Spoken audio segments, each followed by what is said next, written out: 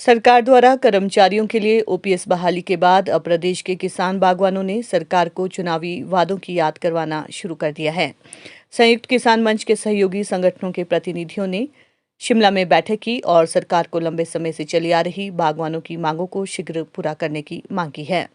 बागवानों ने APMC act को लागू करने, बागवानी बोर्ड के गठन, फलों के दामों को तय करने के लिए जल्द कमेटी बनाने की कांग्रेस सरकार से मांग की है। बागवानों का कहना है कि प्रदेश में 2005 में एपीएमसी एक्ट बना हुआ है, लेकिन इसे आज तक लागू नहीं किया गया है। प्रदेश सरकार को इसे शीघ्र लागू करना चाहिए। इसके लागू होने से सेब किलो के हिसाब से बिकेगा और महंगे कार्टन की समस्या का समाधान अपने आप हो जाएगा। बागवानी बोर्ड का गठन कर उसमें किसान बागवानों के प्रतिनिधियों को ज्यादा शामिल किया जाना चाहिए। कांग्रेस ने सत्ता में आने से पहले गारंटी दी थी कि किसान बागवान अपने फलों के रेट स्वयं निर्धारित करेंगे। रेट निर्धारण कमेटी में बागवानों को शामिल किया जाना चाहिए। बागवानों को दिए जाने वाले खाद, कीटनाशकों की गुणवत्ता को भी समय समय पर चेक किया जाना चाहिए। एपीएमसी और हिमफेड से मिलने वाली कीटनाशक और खाद का मूल्य बाजार से ज्यादा होता है। सरकार को इस पर लगाम लगाने की जरूरत है। उन्होंने कहा कि हॉर्टिकल्चर को टूरिज्म के साथ जोड़ने की जरूरत है। इसकी शुरुआत होनी चाहिए, जिससे प्रदेश की आर्थिकी भी मजबूत होगी। कांग्रेस पार्टी ने जब सत्ता में आने से पहले चुनाव में जो एक गारंटी दी थी कि जो ग्रोवर्स है वो अपने उत्पाद का खुद रेट डिसाइड करेंगे, तो उसमें उसके लिए जो कमेटी वो फॉर्म की जाएगी, तो उसमें हमारा सबसे पहले ये रहेगा कि जो कमेटी फॉर्म की जाए उसमें जो है बागवानों के प्रतिनिधियों को भी शामिल किया जाए, उसका प्रतिनिधि मंडल भी शामिल किया जाए और इसके बाद ही जो भी आगे की उनकी प्रोसीडिंग रहेगी वो की जाए। और इसके बाद जो दूसरा हमारा है हॉर्टिकल्चर बोर्ड या जो हॉर्टिकल्चर कमीशन है उसको हम चाहेंगे कि इसमें जो लार्जर रिप्रेजेंटेशन है वो फार्मर्स की हो। इसमें सिर्फ ना ऐसा ना हो कि मतलब जो आपके हॉर्टिकल्चर डिपार्टमेंट या नॉन यूनिवर्सिटी के हों, इसमें फार्मर्स को भी इक्वली इंपॉर्टेंस दी जाए, क्योंकि अल्टीमेटली जो पॉलिसीज बननी है ये फार्मर्स के लिए बननी है। तो हम चाह रहे हैं कि इसमें लार्जर जो रिप्रेजेंटेशन हो वो फार्मर्स की हो।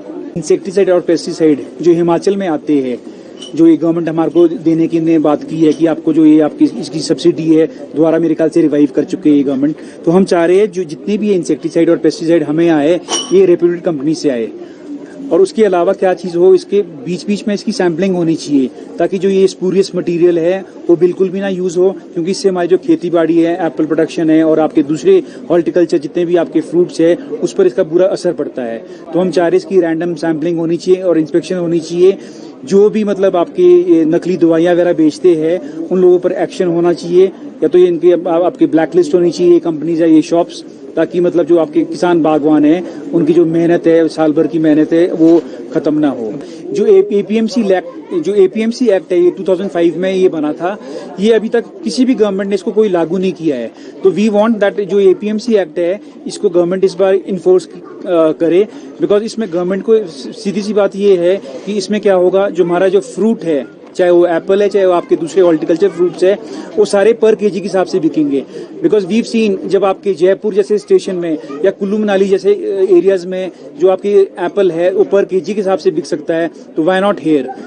अगर एपीएमसी एक्ट गवर्नमेंट इसको स्ट्रिक्टली इसको लागू करती है इस बार, तो जो हमारे यूनिवर्सल कार्टन है चाहे आपके दूसरा कार्टन टेलीस्कोपिक कार्टन है उसका इशू हमारे बिल्कुल खत्म हो जाएगा। बिकॉज जब ये, क्योंकि इसमें क्या करना है, आड़ती के पास एक सिर्फ वेइंग मशीन होनी चाहिए, और जैसे आपके एप्पल ऑक्शन यार्ड में आते हैं एक लार्ज की पेटी, एक मीडियम की, एक स्मॉल की, उस तरह से ही आएगी। जितना उस पेटी का आपके वेट होगा उसी हिसाब से पूरे का लॉट का वेट वैसे ही हो जाएगा, और रेट जितना भी आप उसको देते हो, मानो 80 रुपीज़ या 90 रुपीज़ आप जितना रखते हो उसको पर केजी के हिसाब से उसको कैलकुलेट करके वही फार्मर को मिल जाएगा।